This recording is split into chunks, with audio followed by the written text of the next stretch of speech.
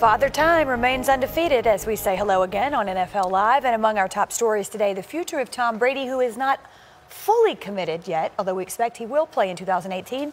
It's not a sure thing. I think that's the sense. And when you talk to people, again, they believe he'll be back, but there seems to be some sort of hesitation with a lot of people that you speak to about whether he actually will be back. And until we hear from Tom Brady himself that he will be back, and we know that he's going to be back, it remains a question. When you're talking about the greatest player of all time, that's why it's notable.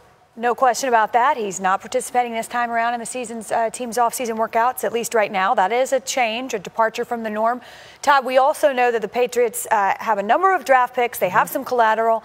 And whatever Tom Brady does now and in the future will impact what this team has to plan for. So let's first start with those picks. Right. Well, they have 4 picks in the top 63. I think regardless, you're going to see this team use one or more of their picks early on a quarterback. But let's look at what you can get with these first 4 picks. Sometimes it helps to put names with picks rather than just saying the pick number to understand what you could possibly be getting in terms of quality.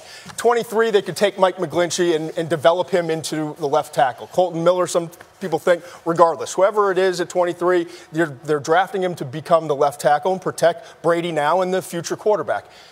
I think we skip on to 43 now. To me, you start to look at the defensive front 7. They need edge rushers and they need cover guys in their front 7. And I think if you look at it, obviously when you get down into this range, to me at 43, maybe you get a Darius Leonard who's an underrated player who can cover. And that's what they were missing so much in this defense. And then an edge guy, Lorenzo Carter, who's developmental. The production doesn't meet up with the size, speed, athleticism, but he's got tools to develop. So now you're talking about McGlinchey, Leonard, and Carter. You've left tackle and taken care of the front 7. At 31, the reason I left this pick open is because it's going to be interesting to see at quarterback. We know these first 4 will be gone if they don't make a move up. Lamar Jackson likely gone at 23, but he could be there. That would be a possibility. But at 31, what's interesting to me is Mason Rudolph, if that's your guy, whoever it would be, maybe you move up to or you stay in at 31 rather than waiting to 43. First of all, so you can get your guy, and secondly, you get that 5th-year option. And just ask the Oakland Raiders. I mean, it buys you an extra year in terms of money before you have to give them the big payday if that pick works out. So these are all the picks you could wind up getting if you keep your four picks in the top 63. The issue is this now. If you go and look at it, the Patriots, we talked about the needs, but the Patriots, if they trade out of some of these picks to go up and move to get a quarterback, you're giving away essentially 31, say to the Raiders. You're giving away 23 to the Raiders to go move up, right? And I think you're going to probably have to give away, again, I'm assuming they move to number 10. You're going to have to probably give away the 63rd pick to go up to go get that quarterback. So these are all gone.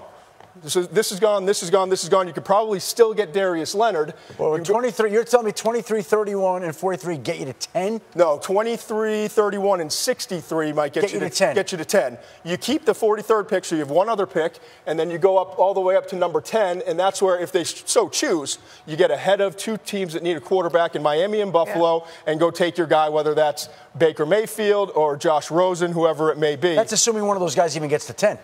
That's what I'm saying. You have to wait on draft night. So all of a sudden, if the first 3 come off the board, you know you got to get ahead of 11 and 12, those 2 quarterback needy teams. So that would be the move. You move up with the Raiders, you get a Baker Mayfield, but you only get one other pick, and now you're ignoring left tackle and ignoring edge rusher. So that's the difficult decision, I think, that Bill Belichick and the Patriots have to make. And one they'll likely have to make on the fly, if you will, on draft night. But they've got 4 picks. I'm going to put my money on preparation when you talk about New England. Todd, thank you.